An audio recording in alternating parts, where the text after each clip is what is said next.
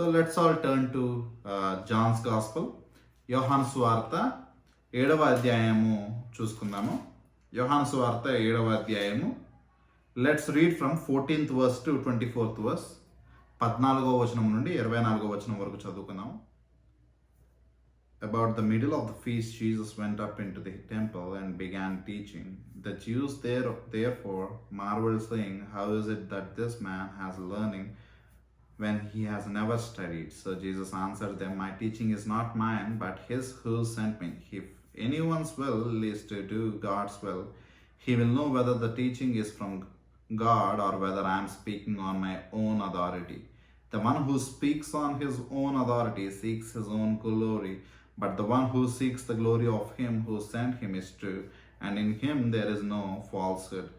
Has not Moses given you the law? Yet none of you keeps the law. Why do you seek to kill me?" The crowd answered, "You have a demon. Who is seeking to kill you?"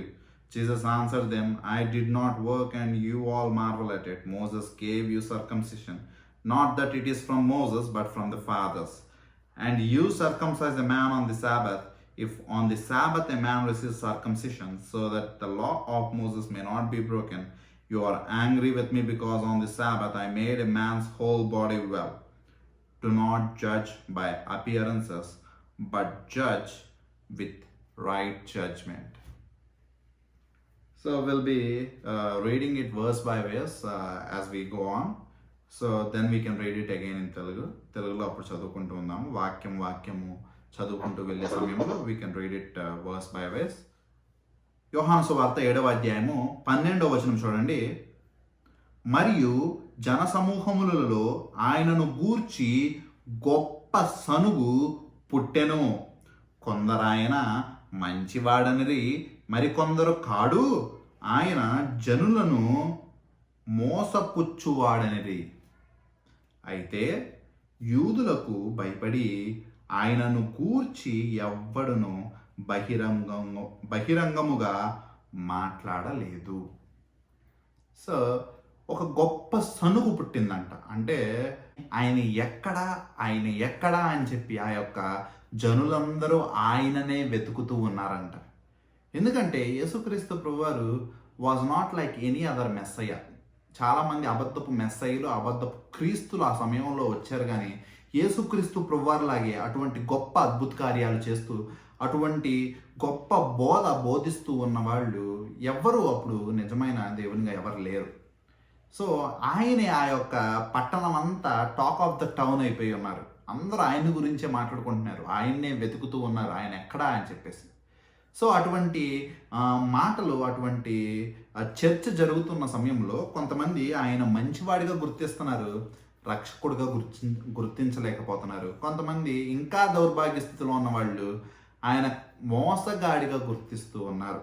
ఇటువంటి చర్చ అంతా జరుగుతూ ఉండగా బహిరంగంగా వీళ్ళెవరు పంచుకోలేకపోతున్నారు. ఎందుకంటే అక్కడున్న ఆ యొక్క యూదుల యొక్క నేతలు ఎవరైతే ఉన్నారో, ఆ యొక్క ఫరిసీయులు, సద్దూకీయులకి, వీళ్ళందరికీ భయపడి, ఆ శాన్హెడ్రిన్కి వీళ్ళు భయపడి బయటికి చెప్పలేకపోతున్నారు. ఆ యొక్క యూదుల అధికారులకు భయపడుతూ ఉన్నారు. ఇటువంటి పరిస్థితులు మనం చూస్తూ ఉన్నాము. ఇక్కడ ఈ యొక్క చర్చ ఎందుకు దారితీసిద్ది అన్నది మనం వచ్చే వారాల్లో మనం చూసుకుంటాము.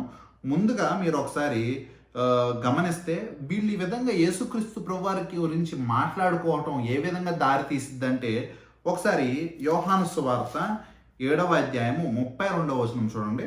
యోహాను సువార్త 7:32.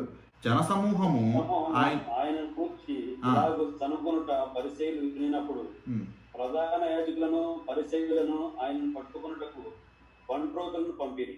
అది మనం అక్కడ ఏం చూస్తున్నాము, జన సమూహము ఆయనను గూర్చి ఇలాగా సనుగుకొనుట పరిసయ్యులు వినినప్పుడు ప్రధాన యాజకులను పరిసయ్యులను ఆయనను పట్టుకొనుటకు బంట్రోతులను పంపిరి.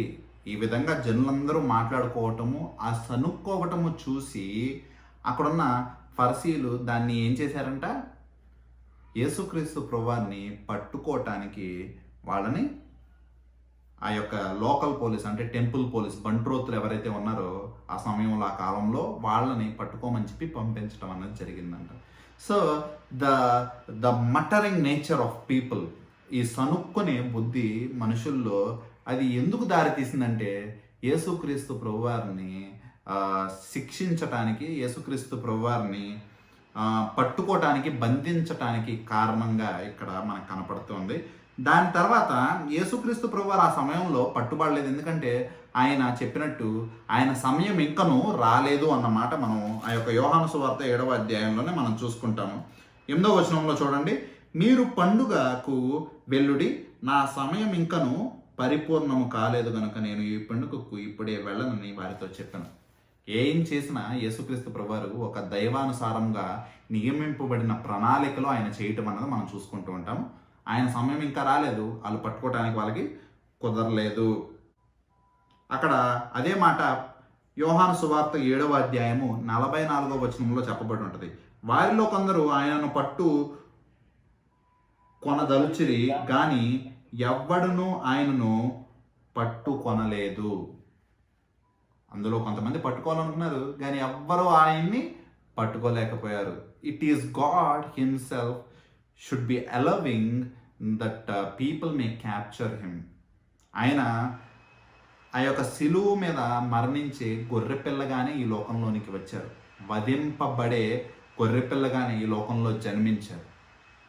ఆయన జీవించిందే మన కొరకు చనిపోవటానికి. ఆయన ఈ లోకంలో పుట్టిందే ఒకానొక దినము మన కొరకు పాప పరిహారంగా బలియాగమై మరణించటానికి. కానీ దానికంటూ ఒక సమయం అన్నది దేవుడు ముందుగా నియమించి ఉన్నాడు కనుక ఎవ్వరూ ఆయన్ని పట్టుకోలేకపోయారు. అప్పటి వరకు ఆయన సమయంలో ఆయన దాన్ని నెరవేర్చుకున్నారు. సో ఇటువంటి వేడెక్కిపోయిన పరిస్థితులు మనం అక్కడ చూస్తూ ఉన్నాము. ఆయన్ని పట్టుకోవాలని చెప్పి 5వ అధ్యాయం నుండి ప్రయత్నిస్తూ ఉంటారు. యోహాను సువార్త 5వ అధ్యాయంలో ఆయన్ని చంపాలనుకుంటారు, ఆయన్ని పట్టుకోవాలనుకుంటారు. ఎందుకంటే మీకు రెఫరెన్స్ కావాలంటే ఒకసారి యోహాను సువార్త 5వ అధ్యాయము 18వ వచనంలో చూడండి. ఆయన విశ్రాంతి దినాచారం మీరుట మాత్రమే కాగా దేవుడు తన సొంత తండ్రిని చెప్పి తను దేవునితో సమానునిగా చేసుకొనిను గనుక ఇందు నిమిత్తమున యూదులు ఆయనను చంపవలనని మరి ఎక్కువగా ప్రయత్నించిరి. అందుకని యేసుక్రీస్తు ప్రభువారు 6వ అధ్యాయంలో ఆ యొక్క గలిలీ తీరానికి వెళ్ళిపోవటం అన్నది మనం చూసుకుంటాము. ఆ యొక్క గలిలీ తీరానికి యేసుక్రీస్తు ప్రభువారు వెళ్ళిపోతారు. వెళ్ళిపోయిన తర్వాత మళ్ళీ ఆ యేసుక్రీస్తు ప్రభువారు ఈ యొక్క యోదయ యెరూషలేం ప్రాంతానికి ఆయన తిరిగి వచ్చిన సమయంలో ఆ చంపాలనుకున్న హృదయం ఏదైతే ఉందో, ఆ కాఠిన్యము, ఆ యొక్క క్రూరత్వము ఏదైతే ఉందో ఆ మనుషుల్లో ఇంకా తగ్గిపోలేదు. అటువంటి ద్వేషము, అటువంటి కాఠిన్యములో ఇంకా వాళ్ళు ఉన్నారు. ఆయన్ని ఇప్పుడు కూడా చంపాలి, పట్టుకోవాలనే ప్రయత్నిస్తూ ఉన్నారు యోహాను సువార్త 7వ అధ్యాయంలో. సో అటువంటి పరిస్థితుల్లో యేసుక్రీస్తు ప్రభువారు తన యొక్క సహోదరుల్ని పంపించడము, ఇందాక మనము ఆరాధన వాక్యములో కూడా మనం అదే వింటూ ఉన్నాము. ముందుగా తన యొక్క సొంత సహోదరులు, తన యొక్క సొంత రక్త సంబంధులు ఆయన్ని విశ్వసించలేదు. కానీ మనం తర్వాత అపోస్తుల కార్యాలు మొట్టమొదటి అధ్యాయంలో మనం చూస్తాము. అక్కడ ఆయన శిష్యులతో పాటు, ఆయన తల్లితో పాటు ఆయన సహోదరులు కూడా ఆయన్ని విశ్వసించి అక్కడ రక్షింపబడిన వారి యొక్క జన సమూహంలో వాళ్ళు కూడా ఉన్నారు. అది గత వారం మనం ముగించుకున్నాము. ఇప్పుడు యేసుక్రీస్తు ప్రభువారి యొక్క పండుగ వారంలో, ఆ యొక్క పండుగ వారం పాటు జరుగుతుండగా ఆ యొక్క వారంలో ముందుగా వెళ్ళలేదు కానీ తర్వాత మధ్య నుండి ఆయన ఆ యొక్క పండుగలోనికి ప్రవేశించడం అనేది మనం చూస్తూ ఉంటాము. 14వ వచనం మనం చదువుదాము. సగము పండుగైనప్పుడు యేసు దేవాలయములోనికి వెళ్ళి బోధించుచుండెను. సగము పండుగ అయిన తరువాత అనగా పండుగ మొదలైనప్పుడు తన యొక్క సహోదరులు అందరూ వెళ్ళారు. కానీ అప్పుడు యేసుక్రీస్తు ప్రభువారు వెళ్ళలేదు. వెళ్ళకుండా నా సమయం ఇంకా రాలేదు అని చెప్పి ఆయన వెళ్ళకుండా తర్వాత ఆయన సమయము దైవానుసారముగా ఆయన నియమించిన సమయముల్లో ఆయన ఆ యొక్క పండుగకి వెళ్ళటం అన్నది మనం చూసుకుంటూ ఉన్నాము. ఆ పండుగకి వెళ్ళిన యేసుక్రీస్తు ప్రభువారు ఏం చేశారు అంటే, జనరల్గా అక్కడ యేసుక్రీస్తు ప్రభువారు ఒక బోధకుడిగా ఉన్నారు. ఆయనకి కొంతమంది శిష్యులుగా ఉన్నారు. ఆ బోధకుల్ని ఆ యొక్క యెరూషలేము, ఆ యొక్క యూదులందరూ ఏమని పిలుచుకుంటూ ఉంటారంటే రబ్బీ అని పిలుచుకుంటూ ఉంటారు. రబ్బీ అంటే ఎవరు కాదు, బోధించేవాడు, బోధకుడు. దేని గురించి అంటే ఈ లోకపరమైన జ్ఞానము గురించి కాదు, కానీ ఆ యొక్క ధర్మశాస్త్రం గురించి, పాత నిబంధన గురించి బోధించే ఒక బోధకుడు. సో అటువంటి బోధించు వాళ్ళందరూ వాళ్ళ శిష్యులందరినీ చేర్చుకుని వాళ్ళు బోధిస్తూ ఉంటారు ఆ యొక్క పండుగ సమయముల్లో. అదేవిధంగా యేసుక్రీస్తు ప్రభువారు కూడా ఆయన అక్కడ బోధించటానికి వెళ్ళి ఒక బోధకునిగా, ఒక రబ్బీలా వాళ్ళకి బోధించడం మొదలుపెట్టారు. ఏం బోధించడం అంటే మనకి ఇక్కడ రాయబడలేదు, కానీ యేసుక్రీస్తు ప్రభువారికి ఎప్పుడు దేని గురించి బోధిస్తూ ఉండేవాళ్ళు అంటే, ఎప్పుడు చూసినా ఆ యొక్క నిత్య జీవము కొరకు బోధిస్తూ ఉంటారు, పరలోక రాజ్యం గురించి బోధిస్తూ ఉంటారు. తన యొక్క శిష్యులను ఆ యొక్క శిష్యరకంలోకి, విశ్వాసము నుండి విశ్వాసంలోనికి ఎదగటం గురించి నేర్పిస్తూ ఉంటారు. ఇంకా ఎన్నో గొప్ప గొప్ప సంగతులన్నీ అక్కడ బోధిస్తూ ఉంటారు. This is what Jesus Christ keeps teaching his disciples always. ప్రతిసారి యేసుక్రీస్తు ప్రభువారు ఈ విధంగా ఆయన యొక్క శిష్యులకు బోధిస్తూ ఉంటూ ఉంటారు. ఈ భాగంలో ఈ యొక్క 15వ వచనము నుండి ఈ యొక్క 24వ వచనాల వరకు ఏమి బోధించారంటే, యేసుక్రీస్తు ప్రభువారు ప్రత్యేకంగా 5 విషయాలను ఆ యొక్క శిష్యులకు బోధిస్తారు. అదే శిష్యులుగా మనం ఈ దినం ఉండగా, క్రైస్తవులంటే it's not a namesake Christic, we're not a namesake Christians. అంటే నామమాత్రపు క్రైస్తవులు అనగా వాళ్ళకి విలువ లేదు.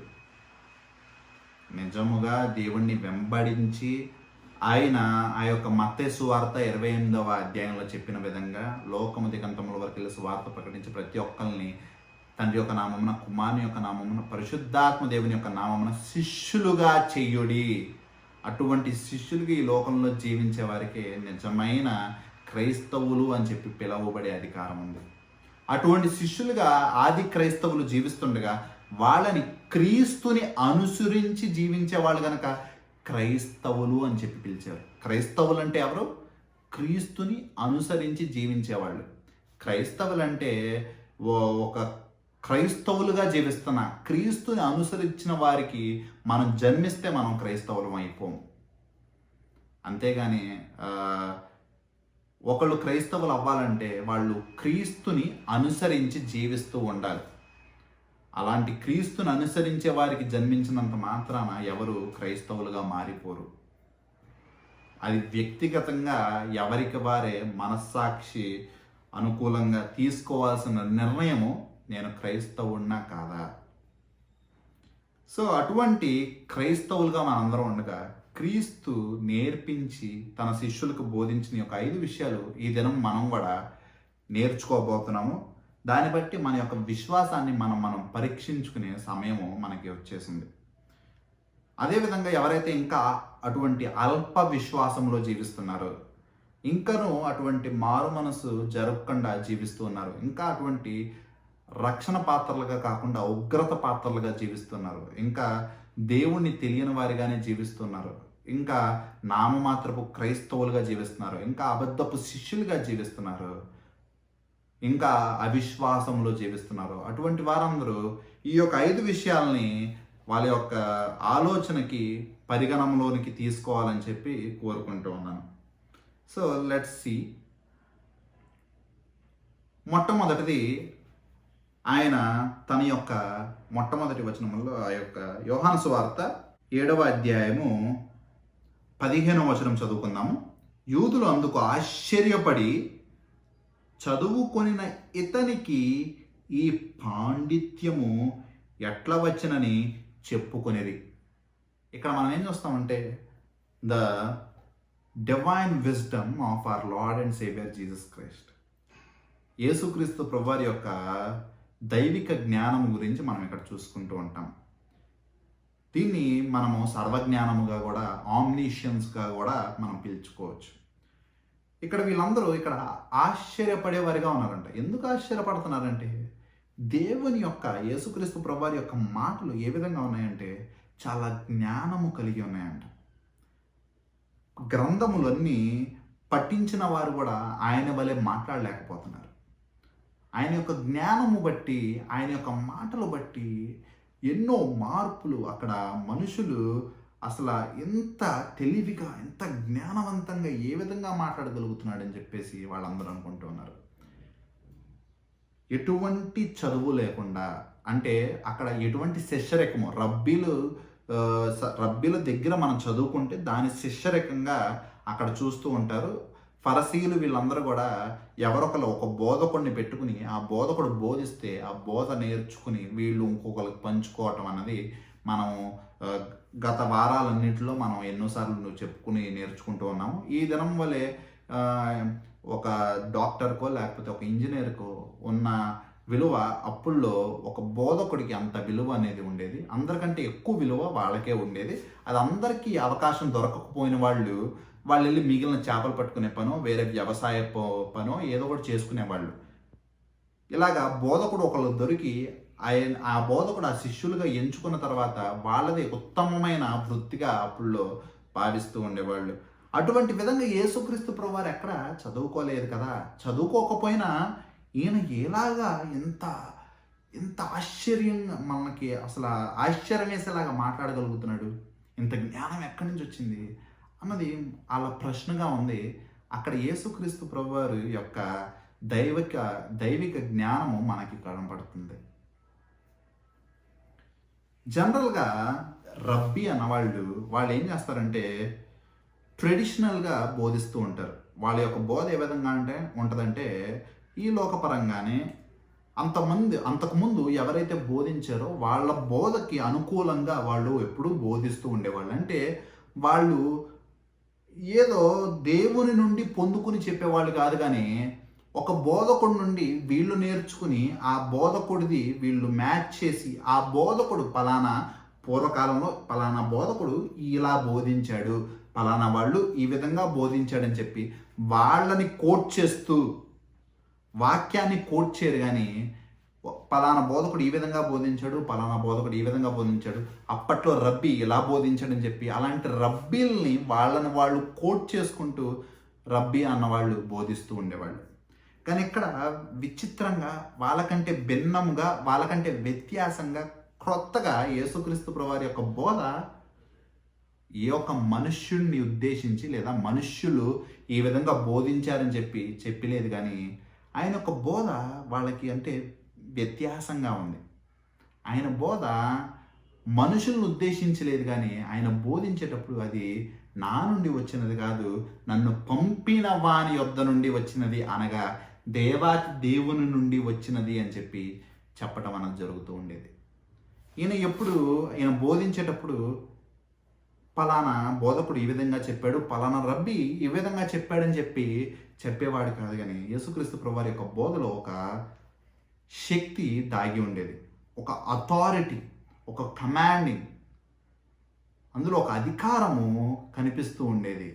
ఈ మాట మనం ఒకసారి మత్తయి సువార్త 7వ అధ్యాయము 29వ వచనంలో కూడా మనం చూస్తాం. అక్కడ ఉన్న జనులు ఏ విధంగా ఉంటారంటే ఈయన బోధ విని అప్పుడే మత్తయి సువార్త 5, 6, 7లో ఆయన ఏం జరిగిద్దంటే అక్కడ ఒక కొండ మీద sermon on the mount blessed అనే ఆ యొక్క బియాట్రిబ్యూట్స్ మనం చూస్తాం కదా.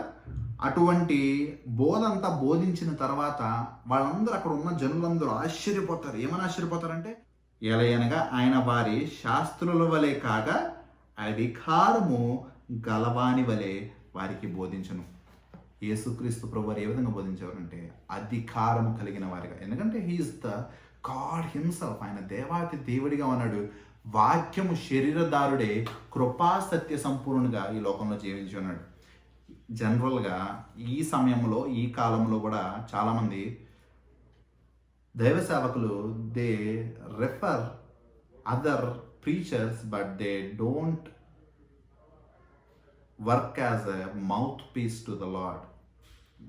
మిగతా బోధకుల్ని రెఫర్ చేసి వాళ్ళ బోధ మీద వీళ్ళ బోధన ఆధారపరుచుకుంటారే కానీ దేవాతి దేవుడి నుండి ఆ యొక్క వాక్యము నేర్చుకుని దాని మీద ఆధారపడి బోధించి దేవాది దేవుని యొక్క నోటి బోరగా జీవించే వాళ్ళు చాలా తక్కువగా ఉంటారు. మనకి అర్థమైపోతూ ఉంటుంది జీవపు మాటలు ఆ యొక్క దేవుని యొక్క వాక్యపు మాటలు వాళ్ళ దగ్గర కనపడినప్పుడు జనరల్గా ఒక మామూలుగా సామాన్యులుగా దేవాతి దేవుడి యొక్క రక్షణ పొందుకున్న వారిగా మనకి తెలుస్తూ ఉంటుంది ఏది నిజమైన బోధకుడి మాటలు, ఏది అబద్ధపు బోధకుల యొక్క మాటలు అని.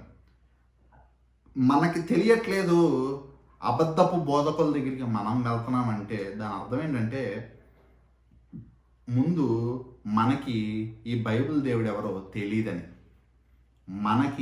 మనం పూజించే దేవుడు ఎవరో తెలిస్తే, మన బైబిల్ మనకి తెలిస్తే అప్పుడు నిజమైన వాక్యము మనకి ఇచ్చువాడు, అబద్ధపు వాక్యాన్ని మనకి బోధించువాడు యొక్క వ్యత్యాసము మనకి క్లియర్గా తెలుస్తుంది. ఎందుకంటే యేసుక్రీస్తు ప్రభువారు అంటారు కదా, నా మంద నన్ను ఎరుగును, నా మాటలు నా మంద వినును. ఆయన మందగా మనం ఉండగా ఆయన యొక్క జీవపు మాటలు, ఈ గ్రంథపు మాటలు ఆయన యొక్క మందకి తెలిసిద్ది. ఆయన మంద కానీ మేకల్లో ఉన్నవారికి, మేకల్లా జీవిస్తున్న వారికి అర్థం కాదు. ఎక్కడ గడ్డి దొరికితే అక్కడికి దురద కలిగిన చెవుల వలె మనం వెళ్ళిపోయే వారిగా ఉంటాం.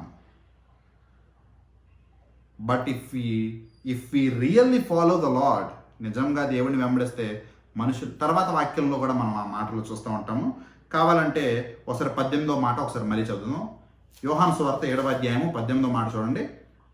తనంతట తానే బోధించువాడు స్వకీయ మహిమను వెతుకును గాని తన్ను పంపిన వాని మహిమను వెతుకువాడు సత్యవంతుడు, ఆయన యందు ఏ దుర్నీతియు లేదు. 17వ వచనము, ఎవడైనను ఆయన చిత్తము చొప్పున నిశ్చయించుకొనిన ఎడల ఆ బోధ దేవుని వలన కలిగినదో లేక నా ఎంతట నేనే బోధించుచున్నానో వాడు తెలుసుకొనును. వాడు people can know if it is from God or if it is from man's own selfish heart. మనుషుల యొక్క సొంత హృదయం నుండి వచ్చినదా, దేవాతి దేవుడి నుండి వచ్చినదా అన్నది మనుషులు, రక్షింపబడిన వారు ఎరగలరు. రక్షణ లేకుండా దేవుళ్ళో ఎటువంటి భయభక్తులు లేని వారు ఎక్కడ గడ్డి దొరికినా వెళ్ళిపోయేవారుగానే ఉంటూ ఉంటారు. సో ఇటువంటి విధంగా దేవుని యొక్క మాటలు ఏ విధంగా ఉంటాయంట, దేవుని యొక్క మాటలు అధికారముతో ఉండేవంట. యేసుక్రీస్తు ప్రభువారి యొక్క మాటలు ఇది చాలా చాలా ప్రత్యేకమైనది. ఇది మనం అనుకోవచ్చు, అందరూ అధికారాన్ని చలాయించవచ్చు కదా, అందరూ ఒకళ్ళ మీద ఆధిపత్యాన్ని చూపించవచ్చు కదా అని చెప్పి మనం అనుకోవచ్చు. కానీ ఇది అటువంటి అధికారం కాదు. ఇదేంటంటే this is related to the knowledge that God passes. దేవుడికి ఉన్న అటువంటి జ్ఞానము. ఏది పడితే అది మాట్లాడితే వినేవాళ్ళు ఉంటారేమో, ఎందుకంటే వాళ్ళకి జ్ఞానము లేక, లేకపోతే అవగాహన లేక, బుద్ధి లేక వాళ్ళు ఏది మాట్లాడినా ఏది అరిసినా వాళ్ళకి చెల్లిద్ది. ఎందుకంటే వీళ్ళు ఆలోచించరు అది ఎందుకు జరుగుతుంది అని చెప్పేసి. గుడ్డి విశ్వాసంలో జీవించేవారు కాదు. ఆ యొక్క పునాదులు, బలమైన వాక్యపు పునాదులు ఉంటే దాని మీద కట్టుకునే వాళ్ళు.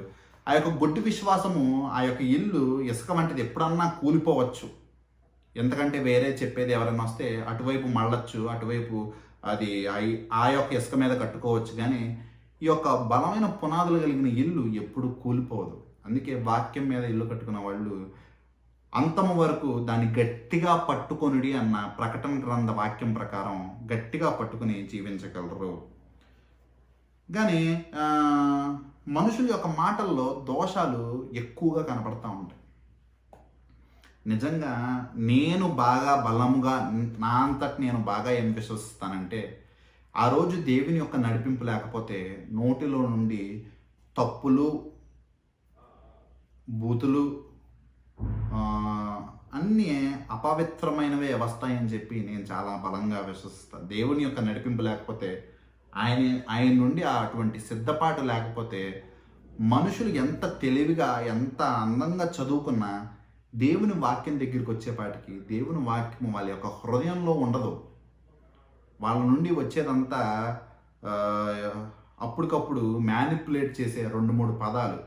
ఆ 2-3 పదాలు చెప్తూ గంట సేపు గడిపేస్తూ ఉంటారు. So we should be careful if it is from God or else from it is man. కానీ యేసుక్రీస్తు ప్రభువారిలో మాత్రము చాలా ప్రత్యేకతగా ఉండేది. యేసుక్రీస్తు ప్రభువారు బోధిస్తూ ఉండగా ఇంకా వినాలనిపించేలాగా ఉండేది. యేసుక్రీస్తు ప్రభువారి యొక్క మాటలు చాలా జ్ఞానవంతంగా ఉండేవి. యేసుక్రీస్తు ప్రభువారు ఏదైనా చెప్తే అది అవతల వాళ్ళు దే విల్ బి డిస్మాంటిల్డ్, విరక్కొట్టబడేవాళ్ళు. వాళ్ళని వాళ్ళు దేవునికి వ్యతిరేకంగా ఏదో ఒక మాట మాట్లాడటానికి వాళ్ళకి ఎటువంటి అధికారము, ఎటువంటి ఆలోచన లేకపోయేలాగా ఉండేది.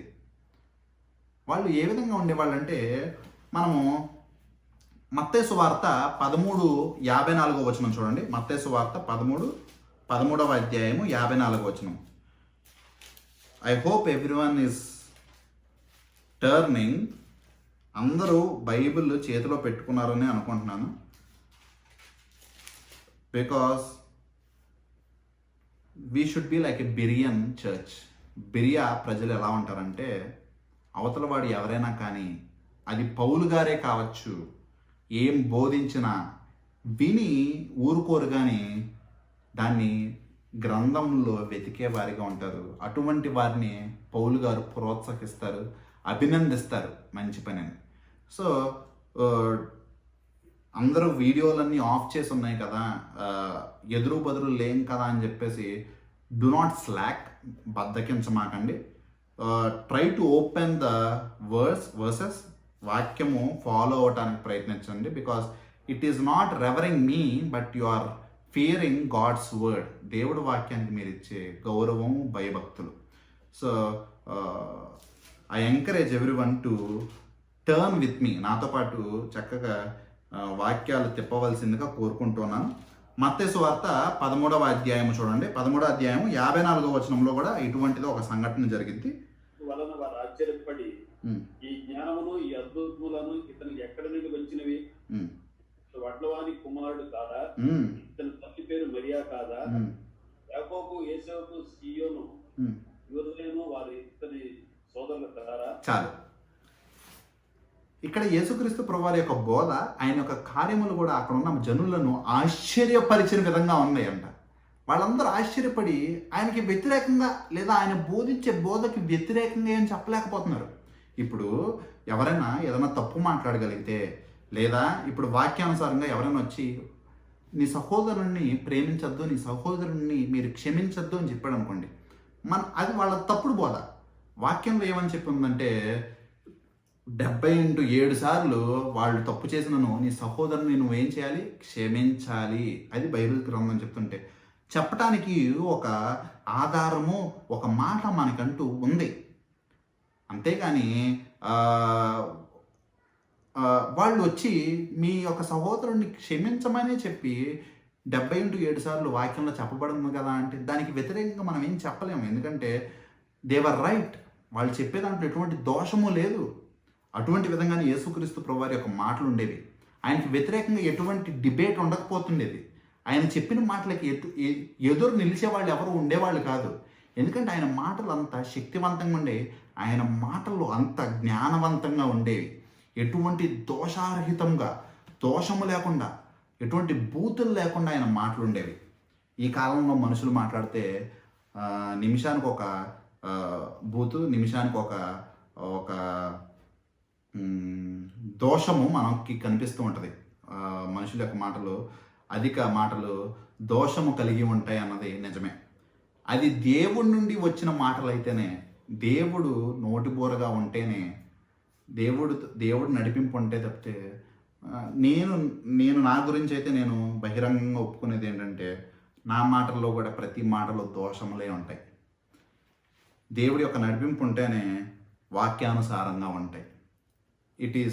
It is totally the greatness and power of the God himself. I am unworthy again to be accepted. నేనైతే అల్పుడును, జ్ఞానం లేని వాడిని. I totally depend upon our Lord and Savior Jesus Christ. దేవుడి మీద ఆధారపడితేనే, ఆయన యొక్క కృపలోనే I can say whatever I say. నేను ఏమన్నా చెప్పినా ఆయన కృపలోనే జరిగిద్ది. ఇక్కడ కూడా అటువంటి వారిగానే ఉన్నారంట. ఇక్కడ కూడా ఆయన చెప్పే బోధకి, ఆయన చేసే క్రియలకి ఎదురులేదు. అందుకు దానికి వంకేం ఎత్తుక్కున్నారు? ఏమెత్తుకున్నారంటే, ఈయన మన మధ్యనే పెరిగాడు కదా, పలానా మరియా గారి కుమారుడే కదా, ఏం చదువుకోలేదు కదా, అయినా ఎలా చెప్తున్నాడు, ఇలా ఉంటుంది. అదే బయటికి వెళ్ళి చెప్తే ఆ యొక్క ప్రాంతంలో, ఆ నాజరేతు ప్రాంతం కాకుండా బయటికి వెళ్ళి చెప్తే, can anything good come out of Nazareth, Nazareth నుండి ఏదైనా మంచి రాగలదా అని చెప్పి ప్రశ్నిస్తారు. అంతేగాని ఆయన చెప్పే మాటలకి మాత్రం ఎదురు మాత్రం ఎవ్వరూ చెప్పలేరు. ఆయన బోధించే బోధకు మాత్రం ఎదురు మాత్రం నిలబడలేరు. వేరే వేరే విషయాలు, ఆయనకు అక్కడ చదువు లేదని ఎక్కిరించవచ్చు, లేకపోతే ఆయన అల్పుడని చెప్పి నాజరేతులో పుట్టాడని చెప్పి వేరే విషయాలు ఎత్తి చూపించి ఆయన్ని కించపరచచ్చేమో, కానీ ఆయన బోధించే బోధకు మాత్రం ఎటువంటి ఎదురు లేకుండా ఉండేది. అటువంటి జ్ఞానవంతమైన మాటలు మాట్లాడుతూ ఉండేవాళ్ళు యేసుక్రీస్తు ప్రభువారు. This proves us any human who can always go into error. మనుషులు ఎప్పుడు తప్పులు చేయగలరు, కానీ దేవుని యొక్క బోధలో ఎటువంటి తప్పు లేకుండా ఉండటం మనకి యేసుక్రీస్తు ప్రభువారు దేవుని నుండి మనకి బోధించారు. ఆయన యొక్క మాటలు దేవుని నుండి వచ్చినాయని ఇంకొకసారి అల్ప విశ్వాసంలో ఉన్న మనకి కూడా నేర్పిస్తూ ఉంది. అదేవిధంగా బోధించు ప్రతివానికి ఒక పాఠంగా మనకి నేర్పిస్తూ ఉంది యేసుక్రీస్తు ప్రభువారి యొక్క బోధించే విధానం. యేసుక్రీస్తు ప్రభువారు తన తర్వాత మాటలు చూడండి. ఈ విధంగా వాళ్ళందరూ 15వ వచనములో యూదులు అందుకు ఆశ్చర్యపడి, చదువుకొనిన ఇతనికి ఈ పాండిత్యం ఎట్లా వచ్చినని చెప్పుకొనిది. దానికి అందుకు యేసేమన్నారో చూడండి. యేసయ్య మాటలు నిజంగా చాలా శక్తివంతంగా ఉండి, చాలా జ్ఞానవంతంగా ఉండి, వాళ్ళు ఈయనకి ఎంత పాండిత్యం ఎట్లా వచ్చింది అనగానే, నేనే దేవుణ్ణి, నాకు జ్ఞానం ఉంది, ఇటువంటి జ్ఞానానికి సూత్రుడదారు నేనే దేవుణ్ణి కనుక అని చెప్పి అప్పుడు అనుంటే, ఈయన యొక్క సమయం అన్నది ఒకటి నియమించి ఉండగా ఆ సమయము తప్పిపోయి ఉండేది. అప్పుడే there will be escalation of enmity, ఇంకా విద్వేషాలు రెచ్చగొట్టినట్టు ప్రవోకింగ్గా అక్కడ ఉండేవి. కానీ అక్కడ యేసుక్రీస్తు ప్రభు ఆ విధంగా కాకుండా ఏ విధంగా ఎంత అందంగా చక్కగా ఆయన మాటలు ఉన్నాయి చూడండి. 16వ వచనంలో, నేను చెయ్యుబోధ నాది కాదు, నన్ను పంపిన వానిదే. ఎవరైనా ఈ విధంగా చెప్పగలరా? ఆ సమయంలో ఎంత జ్ఞానవంతంగా ఆయన చెప్పి ఉన్నారో చూడండి. It contradicts, it opposes the way the other rabbis are following. అక్కడున్న ఆ అబద్ధపు బోధకులు పాటిస్తున్న విధానాన్ని ఇంకొకసారి ఇక్కడ ఈ యొక్క మాటలు గద్దిస్తూ ఉన్నాయి. ఎందుకంటే వాళ్ళందరూ వాళ్ళని పలానా వాళ్ళు చెప్పారు, పలానా వాళ్ళు ఇలా చెప్పారు, పలానా వాళ్ళని చెప్పి వాళ్ళని గణపరుచుకుంటూ వాళ్ళని రెఫరెన్స్గా కోట్ చేసుకుంటూ చెప్పుకుంటూ ఉన్నారు. కానీ they were not talking from the word of God.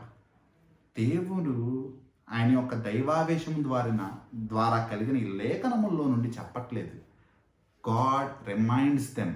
వాళ్ళకు ఇంకోసారి జ్ఞాపకం చేస్తారు. ఏమనంటే, yes, it is not me on whose authority I am speaking, it is from God. అంతే. ఇంకేం మాట్లాడగలరు? Who can oppose to God? And it is the right way to do. అది సరి అయిన పద్ధతి. దేవుడి నుండి పొందుకునేది చెప్పాలి, కానీ మన యొక్క సొంత మాటలు మాట్లాడితే it is of no use. This is a exhortation. ఇది ఒక ఎంకరేజ్మెంట్. రేపటి దినాన దేవుడు వాక్యము పంచుకోవాలనుకుని సిద్ధపడుతున్న ప్రతి ఒక్కరికి, దేవుడు వాక్యాన్ని పంచుకునే ప్రతి ఒక్కరికి ఇది ఒక ప్రోత్సాహం. ఏంటంటే, we ought to be imitators of Jesus Christ. మనం యేసుక్రీస్తు ప్రభువారి యొక్క పోలికలో జీవించాలి. యేసుక్రీస్తు ప్రభువారు ఏ విధంగా ఇక్కడ తండ్రి నుండి పొందుకుని చెప్తున్నారు, అదేవిధంగా మనం కూడా దేవుని మీద ఆధారపడి మనం తగ్గించుకుని మన హృదయాలోచనలు, మన యొక్క సొంత వివేకము, జ్ఞానము తీసి పక్కన పెట్టి, let's submit to the lord and ask him to lead. ఎందుకంటే మనుషుల మాటలు నిరుపయోగము, వ్యర్థము. ఒక మనిషిని మార్చడు. ఇంకొకసారి గట్టిగా చెప్తున్నా, మనుషుల మాటలు మనుషుల్ని మార్చవు. ఒక మనిషిలో ఏదైనా మార్పు వచ్చిందంటే, ఒక మనిషి చక్కగా మంచిగా మారుతున్నారంటే దాని అర్థము దాని యొక్క ఘనత ఏ మనిషికి వెళ్ళదు, కానీ దాని యొక్క గొప్పతనము, దాని యొక్క ఘనత అంతా ఆ యొక్క విత్తనాలు జల్లిన వాడిది కాదు, కానీ ఆ విత్తనాలు జల్లిన తర్వాత దానికి నీరు పోసి ఫలింపచేసే దేవాతి దేవునిదే. So only God can change people, and if he leads someone it is helpful. అంతేగాని there is nothing that we receive. మనకి ఏమీ రాదు ఇక్కడ కూర్చుని చెప్తే. There are false people who do this. అబద్ధపు బోధకులు కొంతమంది ఉంటారు, అబద్ధపు శిష్యులు కొంతమంది ఉంటారు, అబద్ధపు క్రైస్తవులు ఉంటారు, నటించే వాళ్ళు, స్వార్థపరులు కొంతమంది ఉంటారు. వాళ్ళు డబ్బు కోసమో లేకపోతే పేరు కోసమో లేకపోతే అధికారం కోసమో ఇటువంటి విధంగా దేవుని యొక్క బోధ చేసే వాళ్ళు ఉంటారు. కానీ నిజంగా యేసుక్రీస్తు ప్రభువారు ఇక్కడ తన కోసం తాను బోధించట్లేదు, కానీ దేవుణ్ణి మహిమపరచటానికి అని చెప్తున్నారు. నిజంగా ఒక దేవుని యొక్క సేవకుడిగా లేదా దేవుని యొక్క క్రియలు నెరవేర్చాలనుకునే హృదయం కలిగిన వాళ్ళు, నిజముగా మారు మనసు పొందుకున్నవారు ఇటువంటి విధంగా ఈయనని పోలి జీవించడం అనేది మనందరికీ ఒక పాఠంగా మనం నేర్చుకోవచ్చు. అండ్ ఆల్సో యేసుక్రీస్తు ప్రభువారు ఇటువంటి మాట మనం చాలాసార్లు చూస్తాము. త్వరగా చూడండి, యోహాను సువార్త 5:19 చూద్దాము. యేసుక్రీస్తు ప్రభువారు ఎప్పుడు తను చేసినట్టు ఎప్పుడు తనను తాను ఆపాదించుకునేవాడు కాదు, కానీ ఎప్పుడు తను చేసిన క్రియలు కానీ తను చేసిన బోధ కానీ అది దేవుడి నుండి వచ్చినదన్నది ఎప్పుడు దేవుణ్ణి మహిమపరిచే విధంగానే ఉంటూ ఉండేవి, తండ్రిని ఘనపరిచే విధంగానే ఉండేవి. యోహాను సువార్త 5:19 కాబట్టి యేసు వారికి ఇట్లు ప్రత్యుత్తరం ఇచ్చను, తండ్రి ఏది చేయుట కుమారుడు చూచునో అదే కానీ తనంతట తాను ఏదియూ చేయనేరడు. ఆయన వేటిని చెయ్యునో వాటినే కుమారుడును అలాగే చెయ్యును. దాని తర్వాత యోహాను సువార్త 17:8, యోహాను సువార్త 17వ అధ్యాయము 8వ వచనము, నీవు నాకు అనుగ్రహించినవన్నీ నీ వలననే కలిగి ఉన్నవని వారిప్పుడు ఎరిగి ఉన్నారు. నీవు నాకు అనుగ్రహించినది సమస్తము నీ వల్లే కలిగి ఉన్నదని వారందరూ ఎరిగి ఉన్నారు. This is the heart of Jesus Christ. He never claims it to be his own glory, his own power. He always wants to praise the God, praise the Father. తండ్రికి అటువంటి మహిమను ఆపాదించే ప్రయత్నంలో యేసుక్రీస్తు ప్రభువారు ఉంటారు. Just like father does. దేవుడు కూడా తన కుమారుణ్ణి ఘనపరచాలని చూస్తూ ఉంటారు, తన కుమారుణ్ణి మహిమపరచాలనుకుంటారు. ఇతనే నా ప్రియ కుమారుడు, ఇతను చెప్పినట్టు చేయండి అని చెప్పేసి చెప్తా ఉంటాడు. ఈ యొక్క తీర్పు తీర్చే అధికారం అంతయు యేసుక్రీస్తు ప్రభువారికి ఇవ్వబడింది అనుకుంటా. ఆ విధంగా స్వార్థము లేని ప్రేమ ఆ యొక్క త్రిత్వంలో మనకి కనిపిస్తూ ఉంటుంది. This is an example that we also love and encourage each other just as our God is. మనము దేవుళ్ళు కాదు కదా, అఫ్ కోర్స్ కాదు. But what did our God say? Be ye holy as I am holy. మీ వల్ల చేత కాదు, but I'll help you. You can do that in me. మీకు చేత కాదు, మీరు బలహీనులు, కానీ దేవుళ్ళో మీరు అవి చేయగలరు. ఎందుకంటే దేవుడు శక్తివంతుడు, ఆయన సమర్థుడు. ఇప్పుడు రెండవ విషయము మనం నేర్చుకోబోయేది ఏంటంటే, యోహాను సువార్త 7వ అధ్యాయము ఈ భాగంలో రెండవ విషయం ఏంటంటే దేవుడి చిత్తాన్ని నెరవేర్చటం. రెండో విషయం ఏంటంటే దేవుడి చిత్తాన్ని నెరవేర్చటము.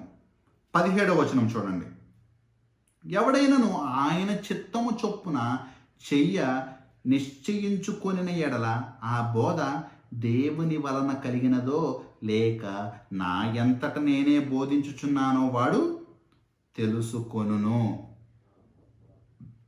సో సింపుల్గా ఏం చెప్తున్నారంటే, anyone who is a true believer, ఎవరైనా నిజముగా విశ్వాసి, నిజముగా క్రైస్తవుడు, నిజముగా మారు మనసు పొందుకున్నాడు, నిజంగా దేవుడు భయభక్తులు కలిగి ఉన్నాడు, నిజముగా గొర్రెలాగా జీవిస్తున్నాడు అంటే వాళ్ళు ఏ విధంగా ఉంటారంటే దేవుడి చిత్తాన్ని నెరవేర్చాలి, దేవుడి చిత్తాన్ని నెరవేర్చాలి, దేవుడి చిత్తాన్ని నెరవేర్చాలి అనే వాడిగానే ఉంటారు. అంతేగాని యేసయ్య నా చిత్తాన్ని నెరవేర్చు, యేసయ్య నాకు అది కావాలి ఇది నెరవేర్చు, యేసయ్య నాకు ఈ పని ఉంది అది చేసి పెట్టు, యేసయ్య నాకు అది కావాలి, యేసయ్య నాకు ఇది కావాలి అని చెప్పేవాళ్ళుగా ఉండరు. కానీ దేవా నీకేది కావాలో అది నెరవేర్చుకో, దేవా నీకు ఏ విధంగా జరగాలో ఆ విధంగా జరిపించు, దేవా నేను ఎటు నడవాలో అటు నడిపించు, దేవా నేనేం తినాలో అది నాకు అనుగ్రహించినందుకు నీకు స్తుతులు. They don't claim from God, but they are eager. They are very much eager to do what is the will of the God. వాళ్ళకి ఏం కావాలో చూసుకోవటం మానేస్తారు. ఎందుకంటే మై ఓన్ పర్సనల్ ఎక్స్పీరియన్స్, నా సొంత అనుభవంతో చెప్తున్నాను. Till the date I have known the Lord, నేను దేవుని ఎరిగిన దినము వరకు I was doing everything for my sake, నా కొరకు నేను చేసుకుంటూ వెళ్తూ వచ్చాను.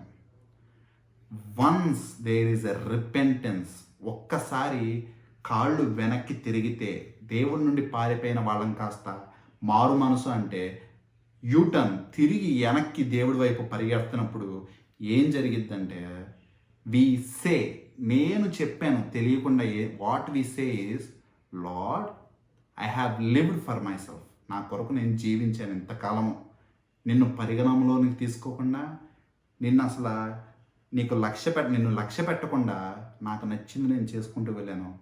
No more I will do for myself but here I am, ఇదిగో దేవా నా జీవితము ఆపాదమస్తకము నీకు అంకితము.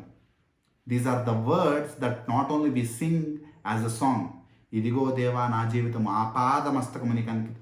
పాట పాడటమే కాదు, స్వచ్ఛందంగా ఎవరు ఇలా చెప్పమని చెప్పరు, కానీ హృదయానుసారంగా మీ అంతటి మీరే చెప్పే మాటలు. ఇదిగో నా జీవితము తల నుండి కాళ్ళ వరకు నువ్వు సృజించుకున్నది, నీకు నచ్చిన విధంగా నువ్వు వాడుకో. This is a true believer's heart. నిజంగా రక్షింపబడిన వాళ్ళు మీరు ఇప్పుడు మీ హృదయంలో మీరు ఆలోచించుకుంటే మీకు ఈ యొక్క సంగతి గుర్తుకొస్తూ ఉంటుంది, ఏ విధంగా దేవుడికి సమర్పించుకుని జీవిస్తాము. So it is no more Lord do this for me, Lord here I am. సమయంలో కూడా speak O Lord here I am. నీ స్వరము వినిపించు తండ్రి, నీ దాసుడు ఆలకించుచున్నాడు. From no more not we do our self, we do the will of our God. దేవుని చిత్తము నెరవేర్చే వారిగా ఉంటాము. This is a true believer's heart. అటువంటి విధంగా కాకుండా we're still in a place where we ask God do this, God do that for me. ఇంకా నా శరీరం కొరకు అది చేయి, నాకు ఇది చేయి, ఇది చేయని ఈ లోకపరంగా తాత్కాలికమైన కోరికల్లో జీవిస్తూ అల్పమైన వాటి కొరకు ప్రయాసపడుతూ ఉంటే we should ask the Lord that we may be saved. ముందుగా ఆయన రాజ్యాన్ని అడగాల్సిన అవసరం చాలా ఉంది. It is our individual question, వ్యక్తిగత ప్రశ్న. ఎవరికి ఎవరి జీవితాలు తెలియదు, ఎవరి గురించి ఎవరికి తెలియదు, మనం ప్రశ్నించుకోవాల్సిన సమయం. సో ఇటువంటి వారి గురించి we see it all over the verses. Bible అంతటా మనం ఇటువంటి వారి గురించి మనం చూస్తాము. ఒకసారి 2-3 వాక్యాలు చూసుకుందాం. లెట్స్ సీ ద్వితీయోపదేశ కాండము, ఆది కాండంలో మోషే గారు కూడా ఈ యొక్క విషయాన్ని ఆ యొక్క పాత నిబంధన ప్రజలకు చెప్పటం అనేది మనం చూసుకున్నాము. ద్వితీయోపదేశ కాండము 4వ అధ్యాయము 29వ వచనం చూడండి. Deuteronomy chapter 4:29 verse. అక్కడ నుండి నీ దేవుడైన యెహోవాను మీరు వెతికిన ఎడల నీ పూర్ణ హృదయంతోనూ నీ పూర్ణాత్మతోనూ వెతికినప్పుడు ఆయన నీకు ప్రత్యక్షమగును. This is what even Moses has encouraged those people. అప్పుడే కాదు ఈ మాట అవసరము, ఈ దినముల్లో కూడా మనకి అవసరమే. మీ పూర్ణ మనసుతో, మీ పూర్ణ ఆత్మతో మీరు దేవుణ్ణి వెతికితే ఆయన మీకు దొరుకును. మీకు ఆయన దొరకట్లేదు, మీరు వెతకట్లేదు. మీరు పూర్ణ మనసుతో మీరు వెతకట్లేదు. పూర్ణాత్మ మీకు లేదు. ఇంకా మీకు మధ్యలో ఎన్నో ఆటంకాలు ఉన్నాయి. మధ్యలో కొన్ని హిండరెన్సెస్ మీకు ఉన్నాయి. మీరు ఇంకా అల్ప విశ్వాసంలోనే ఉన్నారు. మీరు వెతకట్లేదు, మీరు అడగట్లేదు, మీకు ఇవ్వట్లేదు, మీకు ఆయన దొరకట్లేదు. అడగట్లేదు, దొరకట్లేదు అనగానే పలానా లగ్జరీ కారో లేకపోతే లగ్జరీ వెళ్ళానో అడుగుతారేమో. అది కాదు అడగాల్సింది, దేవుడి రాజ్యం. ఇది చాలా అందమైన ఎనాలజీగా, ఒక అల్గారీగా, అంటే అలంకార రూపంలో ఆ భాషలో మనకి ఈ యొక్క సామెతల్లో మొట్టమొదటి అధ్యాయంలో కూడా ఇటువంటి విధంగా ఒకటి ఉంటుంది. యేసుక్రీస్తు ప్రభువారు ఏ విధంగా అడుగుతున్నారో వాళ్ళని, అదే విధంగా ఈ యొక్క సామెతలు మొట్టమొదటి అధ్యాయంలో 20వ వచనంలో కూడా అక్కడ జ్ఞానము ఈ విధంగా అడగటం అనేది చూస్తూ ఉంటాము. విజ్డమ్ దగ్గరగా పలుకుతున్నది. తర్వాత 21 గొప్ప పండిత్యం గల స్థలము, గొప్ప సందడి గల స్థలం, పట్టణంలోను జ్ఞానం ప్రచురించు తెలియచేయుచున్నది. ఇట్లన్నగా జ్ఞానం లేని వారా మీరెన్నాళ్ళు జ్ఞానం లేని వారుగా ఉండకూడదురు. అపహాస్యులారా మీరెన్నాళ్ళు అపహాస్యము చేయించు ఆనందించురు. బుద్ధిహీనులారా మీరెన్నాళ్ళు జ్ఞానమును అసహించుకుందురు. నా గర్తింపు విని తిరుగుడే, ఆలకించుడే, నా ఆత్మను మీ మీద కుమ్మరించుదను, నా ఉపదేశం మీకు తెలిపేదను. అది 22 చూశారు కదా. ఎట్లనగా జ్ఞానము లేనివారులారా మీరెన్నాళ్ళు జ్ఞానము లేనివారుగా ఉండి కోరుదురు.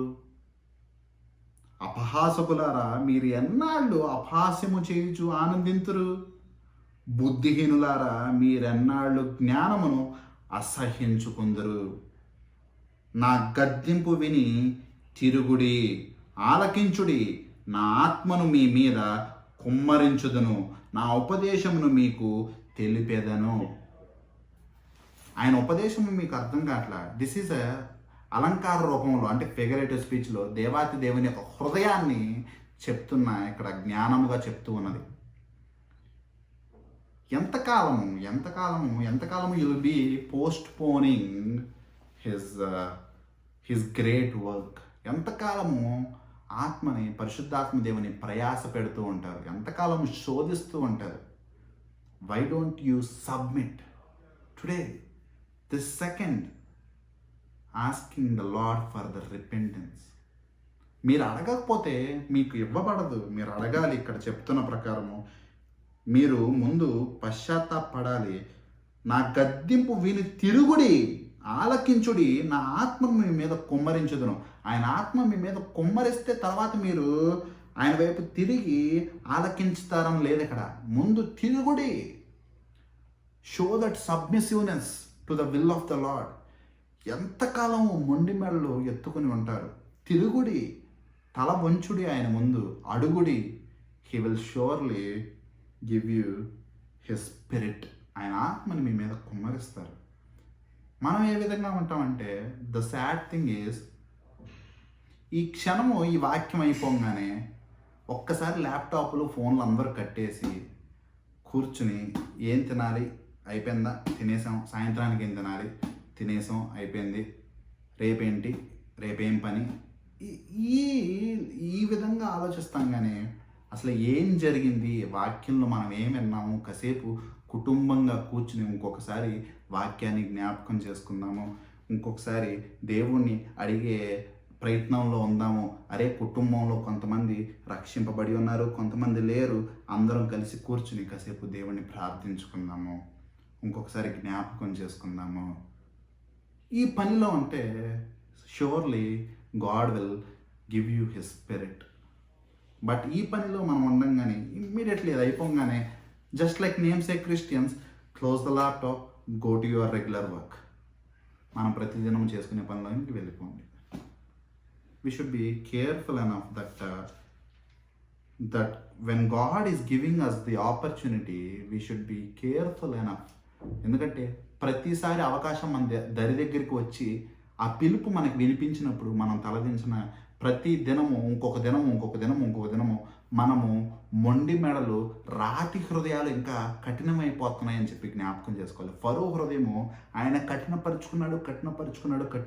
అవకాశం పోయిన తర్వాత దేవుడే కఠినపరుస్తూ వచ్చాడు. అటువంటి స్థితిలోనికి మనం వెళ్ళిపోకూడదు. Whenever we hear the word of God, we should submit. మూడవది యోహాను సువార్త 7వ అధ్యాయము 3వ మాట, హ్యాస్ నో 19వ వచనం చూడండి, 18వ వచనం చూడండి.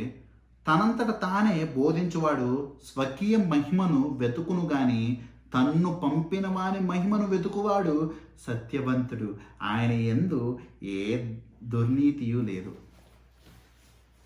ఫస్ట్ థింగ్ ఏంటంటే, God he is not seeking his self glory. సొంత మహిమను ఆయన కోరుకోవట్ల. He always exhorts to glorify the God. తండ్రిని మహిమపరచాలని చెప్పి కోరుకుంటూ ఉంటారు యేసుక్రీస్తు ప్రభువారు. మనం ఆయన బిడ్డలుగా మనం కూడా అలాగే ఉండాలి. అంతేగాని చాలామంది వల్లే మనల్ని మనం మహిమపరుచుకోవాలనుకోవటము చాలా భయంకరమైన విషయం. మనుషుల యొక్క పొగడతలకు మనుషులు మెప్పు పొందుకుని జీవిస్తే దేవుణ్ణి మెప్పించలేని వాడు మనుషులు మెప్పు పొందుకుని ఏం ప్రయోజనం? లోకాన్ని ప్రేమించే వాడిలో తండ్రి ప్రేమ లేనప్పుడు ఏం ప్రయోజనం? ఈ దినము వేలాది వేల మందిని వెనకేసుకోగలిగి రేపటి దినమ పరలోకంలో ఒక్క ఆత్మ కూడా నీ వెనకాల లేనప్పుడు ఏం ప్రయోజనం? ఈ లోకంలో 70 ఏళ్ళు 100 మందితో జీవించి ఆ యొక్క పరలోకానికి చేరుకోకుండా నరకానికి వెళ్ళి ఆ యొక్క మిగిలిన నరక వేదనలో ఉన్న ఆ యొక్క పడిపోయిన వారితో జీవించటము ఏం ప్రయోజనము? So rather glorify God, not the men. దేవుణ్ణి మనుషుల్ని ఆశ్రయించటం కంటే రారాజును ఆశ్రయించటం మేలు. కీర్తనలో 118. కానీ అబద్ధపు బోధకులు ఏ విధంగా ఉండేవాళ్ళంటే వాళ్ళ యొక్క సొంత మహిమను కోరుకుంటూ ఉండేవాళ్ళంట. మనము యోహాను సువార్త 5వ అధ్యాయం మనం జ్ఞాపకం చేసుకున్నాం కదా. యోహాను సువార్త 5వ అధ్యాయంలో 44వ వచనం ఉంటుంది చూడండి. ఈ లోకపరమైన వారు, ఈ లోకపు గుడ్డి నేతలు, అధికారులు ఏ విధంగా ఉంటారంటే, అద్వితీయ దేవుని వలన వచ్చు మహిమను కోరక ఒకని వలన ఒకడు మెప్పు పొందుచున్న మీరు ఎలాగా నమ్మగలరు? నేను తండ్రి యొద్ద మీ మీద నేరము మోపుదనని తలంచుకుడి, మీరు ఆశ్రయించుచున్న మోషే మీ మీద నేరము మోపును. ఒకరినొకరిలో మహిమపరుచుకోవాలని చెప్పి చూసుకుంటూ ఉంటారు. దేవుణ్ణి మహిమపరిచే వారిగా వాళ్ళు ఉండరు. ఈ లోకపరమైన ధనం కొరకు, ఈ లోకపరమైన మెప్పు కొరకు, ఈ లోకపరమైన గొప్ప కొరకు, ఈ లోకపరమైన వారిగా కుయుక్తులతో జీవిస్తూ బ్రతుకుతూ ఉంటారు.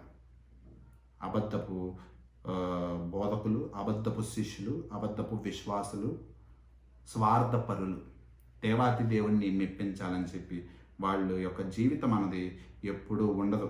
కానీ యేసుక్రీస్తు ప్రభు వారి జీవితం ఏ విధంగా ఉండేది? తనను తాను ఎంత తగ్గించుకునేవాడు, తనను తాను ఎప్పుడు మహిమపరుచుకునేవాడు కాదు, తనను తాను ఎప్పుడు మెప్పించుకోవాలని చెప్పి చూసేవాడు కాదు.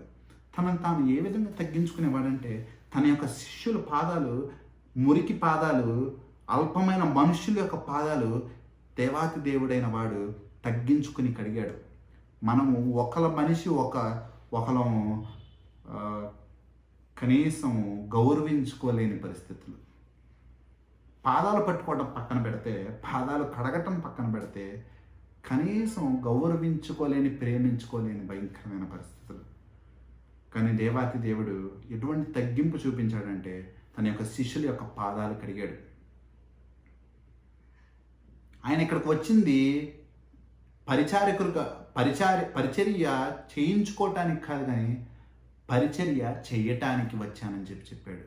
ఆయన ఇక్కడికి వచ్చింది పరిచారకుడుగా అని చెప్పి మనకి తెలియచెప్తూ ఉన్నాడు. సేవ చేయించుకోవటానికి కాదు, కానీ సేవ చేయటానికి వచ్చాడని చెప్పి ఉన్నారు. ఎంతమంది అబద్ధపు బోధకులు కానీ, అబద్ధపు విశ్వాసులు కానీ, క్రీస్తుని వెంబడించకుండా క్రీస్తుకు వ్యతిరేకంగా ఉన్న సాతానుని వెంబడించే వాళ్ళు సేవలు చేయించుకోవాలనే ప్రయత్నిస్తారు, కానీ అవతల వాళ్ళకి సేవ చేసే హృదయం లేకుండా ఉంటుంది. సేవకులు అంటే 100 మందిని చుట్టూ పెట్టుకుని పని చేయించుకునేవారు అనుకుంటారు, కానీ ఆ 100 మందికి పని చేసేవారిగా ఉండరు. వీళ్ళు పనివాళ్ళని చెప్పి గుర్తించరు, వీళ్ళకి పనివాళ్ళని ఇంకొకరిని నియమించుకుంటూ ఉంటారు. చాలా బాధాకరమైనది ఈ లోకంలో కనిపిస్తుంది. యేసుక్రీస్తు ప్రభువారు ఆయన పోలికలో ఎవ్వరూ జీవించట్లే. ఆయన తిరస్కరించి వ్యతిరేక దిశలో పరిగెడుతున్నారు, కానీ యేసుక్రీస్తు ప్రభువారి యొక్క స్వారూప్యంలో ఎవ్వరూ జీవించట్లే. యేసుక్రీస్తు ప్రభువారు కూడా ఏ ధనము ఆశించలేదు, ఎటువంటి సౌకర్యాలు కోరుకోలేదు, ఎటువంటి ఘనత అది ఈ లోకంలో కోరుకోలేదు. ఆయన ఈ లోకంలోనికి తగ్గించుకుని వచ్చాడు. దేవదూతల కంటే తగ్గించుకుని ఒక మనుష్యునిగా చేయబడ్డాడు. అన్ని శోధనలు వేదనలు పడ్డాడు. ఆ యొక్క మహిమను అంతయో విడిచిపెట్టి మనుషుల యొక్క పాదాలు కడిగాడు. సేవ చేయటం అంటే ఏంటో ఒక ఉదాహరణ నెలకొల్పాడు. ఎటువంటి స్వార్థం లేకుండా నిస్వార్థమైన ప్రేమతో మరణించి తిరిగి లేచాడు. Selfless love, agape love, agape ప్రేమ అని చెప్పి చాలామంది పాటలు పాడతారు, కానీ వాళ్ళ యొక్క జీవితంలో కనపడదు.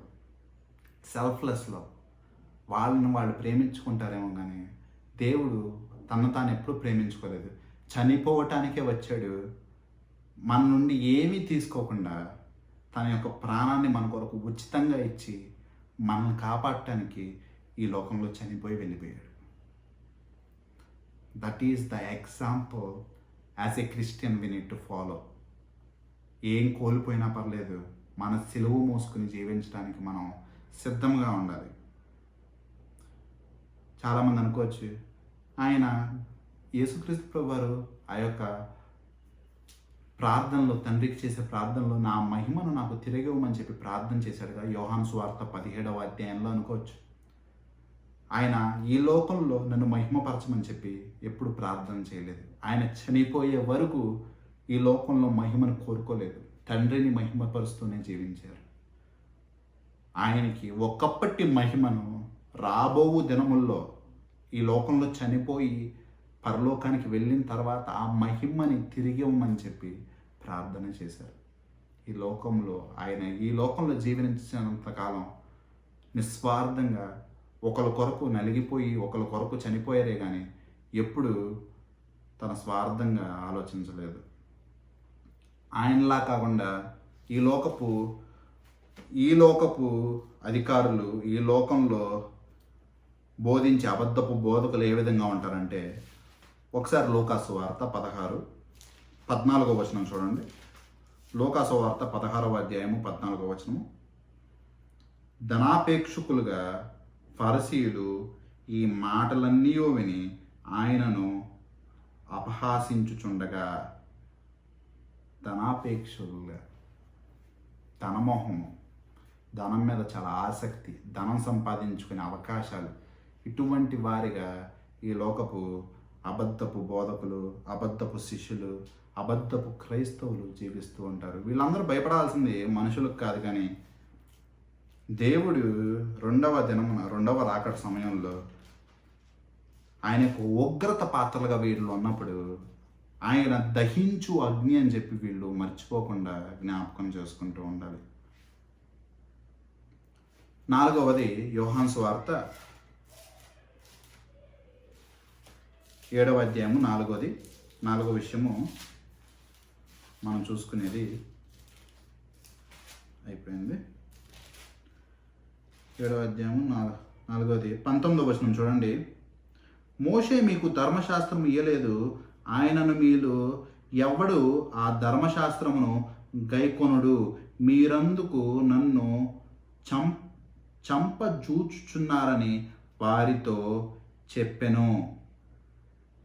The truthfulness of man's sinfulness. ఇక్కడ యేసుక్రీస్తు ప్రభువారి యొక్క నీతిమంతుని లక్షణం ఏదైతే ఉందో, ఆ నీతి ఏదైతే ఉందో ఎటువంటి అబద్ధము దోషము లేకుండా మనుషుల యొక్క పాపము గురించి ధైర్యముగా చెప్పగలిగిన వాడు యేసుక్రీస్తు ప్రభువు. అక్కడ కూడా చూడండి, ఎటువంటి భయానికి లోనవ్వకుండా, ఎటువంటి తడబడకుండా మనుషుల యొక్క పాపపు హృదయం గురించి ధైర్యంగా చెప్పాడు. మీరు మోషే ఇచ్చిన ధర్మశాస్త్రాన్ని మీరెవరు పాటించరు, ఎందుకంటే మీరు నన్ను చంపాలనుకుంటున్నారు. డైరెక్ట్గా వాళ్ళకి చెప్తాడు. చెప్తే వాళ్ళందరూ ఏమంటారు తెలుసా? నిన్నెవరు చంపాలనుకుంటున్నారు? నీకు దెయ్యం పట్టుంది అనుకుంటా. నిన్నెవరు చంపాలనుకుంటా? నీకు దెయ్యం పట్టుంటుంది. మేము అనుకోవట్లేదు అలాగా. వాళ్ళకి తెలియదు రేపటి దినం వాళ్ళ యొక్క హృదయం ఏ విధంగా మారిద్దో. హృదయాంతర్యం ఎరిగిన దేవాతి దేవుడు యోహాను సువార్త 2వ అధ్యాయం ప్రకారం మనుషుల యొక్క హృదయాంతర్యం ఎరిగిన వాడు గనక ఆయనకి ఎవరి గురించి సాక్ష్యం ఇవ్వక్కర్లేదు. ఆయనకి తెలుసు వాళ్ళు ఏ విధంగా మారతారో. వాళ్ళు రేపటి దినము ఆయన్ని ఏ విధంగా సిలువ వేయమని చెప్పేసి కోరుకుంటారో ఆయనకి ముందుగానే తెలుసు. ఒకసారి అందరూ మార్కు సువార్త 15వ అధ్యాయం వేయండి. 15వ అధ్యాయం చెప్పండి, చూడండి. మార్కు సువార్త 15వ అధ్యాయము 13వ వచనంలో చూడండి. వారు వారిని సిలువ వేయమని మరలా కేకలు వేసిరి. ఏమని కేకలు వేశారు అక్కడ? కేకలు. ఏమని కేకలు? యేసుక్రీస్తు ప్రభువారిని సిలువ వేయమని, చంపమని, యేసుక్రీస్తు ప్రభువారిని చంపమని అక్కడ కేకలు వేసి ఆయన చనిపోయేదాకా ఆ సిలువ మీద మరణించేదాకా అటువంటి హృదయముతోనే వాళ్ళు జీవించారు. ఇక్కడ ఏం చెప్తున్నారు? నిన్ను చంపాలని మేమెందుకు అనుకుంటాం? ఇక్కడ చంపాలని మేమెందుకు అనుకుంటాం? నీకు దెయ్యం పట్టిందేమో. కానీ దేవునికి తెలుసు ఆయన్ని మోసగిచ్చేవారుగానే వీళ్ళున్నారు. ఆయన్ని చంపాలనే హృదయంతోనే వీళ్ళున్నారు. రేపటి దినం ఆయన్ని చంపేది, ఆయన చంపమని కేకలు వేసేది, సిలువ వేయమని కేకలు వేసేది వీళ్ళే అని చెప్పి. ఎంతో కాలం కాదు, కొద్ది నెలల సమయం అంతే. ఇప్పుడు గుడారాల పండగ, వచ్చే పస్కా పండగ అంతే. ఇప్పుడు అక్టోబర్ మాసం, తర్వాత ఏప్రిల్ నెల అంతే. అక్టోబర్ మంత్, తర్వాత April month next year. So ఇంతే సింపుల్గా. ఆ టైంలో వీళ్ళ యొక్క హృదయాలు ఏ విధంగా మారినాయన్న చూడండి. ఎందుకంటే చంపాలనుకోవటం ధర్మశాస్త్ర ప్రకారం తప్పు. నిర్గమాకాండం ఇప్పుడు తిప్పక్కర్లేదు, 20వ అధ్యాయము 13వ వచనంలో మనం చూస్తాము, thou shall not murder. ఒకరిని చంపాలనుకోవటము చాలా పాపము ధర్మశాస్త్రం ప్రకారము. అందుకే మనకి రోమియోలు 3లో మనకుంటుంది, నీతిమంతుడు లేడు, ఒక్కడునూ లేడు. అందరూ అటువంటి తీర్పులోనికి వెళ్ళవలసిన వాళ్ళే. కొంతమంది అనుకోవచ్చు, నేను ఏదో ఒక ఆజ్ఞని మీరితే ధర్మశాస్త్రం అంతయు మీరినట్టు చెప్తారేంటి? ఏదో 1-2 అబద్ధం ఆడద్దన్నారు, అబద్ధం ఆడతాను, లేదా దొంగిలించద్దన్నారు, దొంగిలిస్తాను, పొరుగు వారిది ఆశించద్దన్నారు, ఆశిస్తాను. ఏదో 1-2 చేయకుండా ఉన్నాను, ధర్మశాస్త్రం అంతయు నేను చేయకుండా ఉన్నట్టు మాట్లాడతారేంటి అని అన్నవాళ్ళు ఒకసారి యాకోబు 2వ అధ్యాయము 10వ వచనం చదవండి. ఎవడైనను ధర్మశాస్త్రం అంతయు గైకొనియు ఒక్క ఆజ్ఞ విషయములో తప్పిపోయిన ఎడల ఆజ్ఞలన్నిటి విషయములో అపరాధి అగును.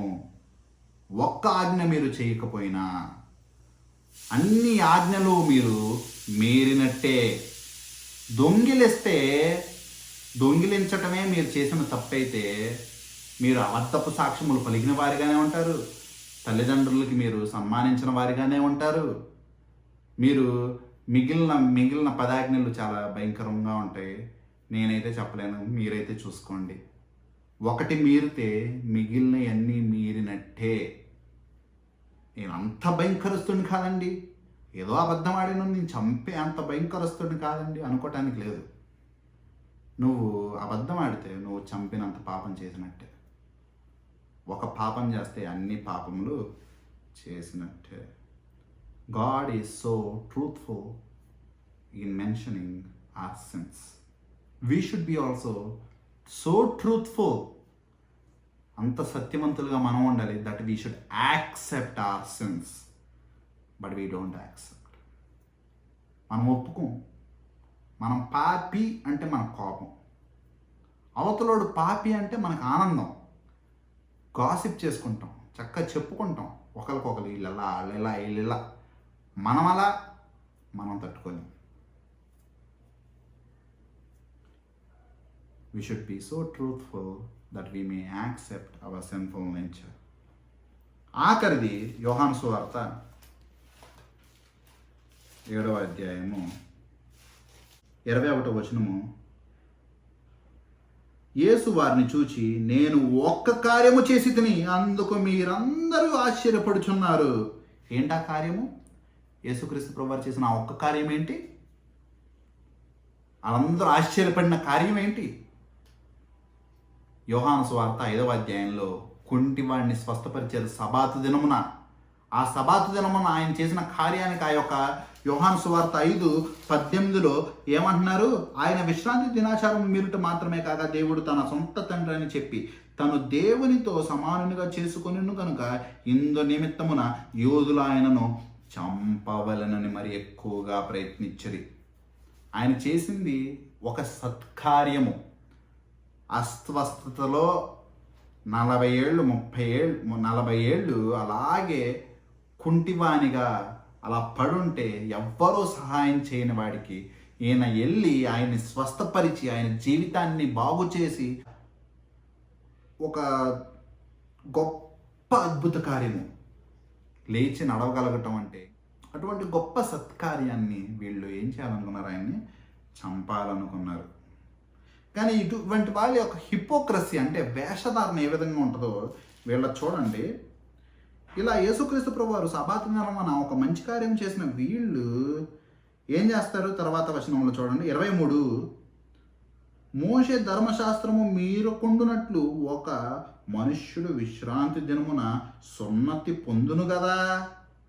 ఇట్లుండగా నేను విశ్రాంతి దినమున ఒక మనుష్యుని పూర్ణ స్వస్థత గల వానిగా చేసినందుకు మీరు నా మీద ఆగ్రహపడుచున్నారేమి. వీళ్ళు మోషే ధర్మశాస్త్రం కాదు, అబ్రహాం గారు సమయము నుండి ఉన్న అబ్రహామిక్ కవెనెంట్ సున్నతి మోషే గారు ఇక్కడ చెప్పటం, అదే మోషే గారు ధర్మశాస్త్రంలో దీన్ని ఇంకొకసారి చెప్పటం అన్నది రాయబడి ఉండటం అనేది మనకు ఉంది. సో అటువంటి ధర్మశాస్త్రం ప్రకారము సున్నతి అన్నది చాలా ప్రాముఖ్యమైనదిగా ఉంది. సున్నతి పొందుకోవటం అనేది చాలా ముఖ్యమైనదిగా ఉంది. అలాగ సున్నతి పొందుకోవాలి వీళ్ళు. కరెక్ట్గా ఒక పిల్లవాడు పుట్టిన 8 రోజులకి సున్నతి పొందుకోవాలి. పొరపాటున ఆ యొక్క 8వ రోజు శనివారం అనగా సబాతు దినం వస్తే వీళ్ళు ఆ సున్నతికి ఎక్కువ ప్రయారిటీ ఇస్తారు. సబాతు దినము కంటే సున్నతి పొందుకోవటం చాలా ప్రాముఖ్యమైనది కనుక ముందు ఆ సున్నతి పొందుకోవాలని చెప్పేసి వీళ్ళ యొక్క ప్రయారిటీ దానికి ఎక్కువగా ఉండిద్ది. సో సబాతు దినము కంటే ఒక మనిషి సున్నతి పొందుకోవటం ఎక్కువ ప్రాముఖ్యం ఇచ్చి సబాతు దినము అక్కడ మీరుతున్నారు కదా.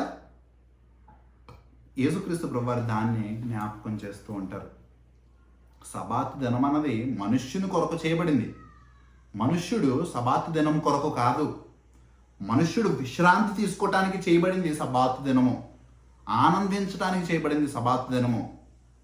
అటువంటి సబాతు దినానికి అధిపతి యేసుక్రీస్తు ప్రభువారు. I am the lord of Sabbath అని చెప్పి ఆయన చెప్పుకుంటారు.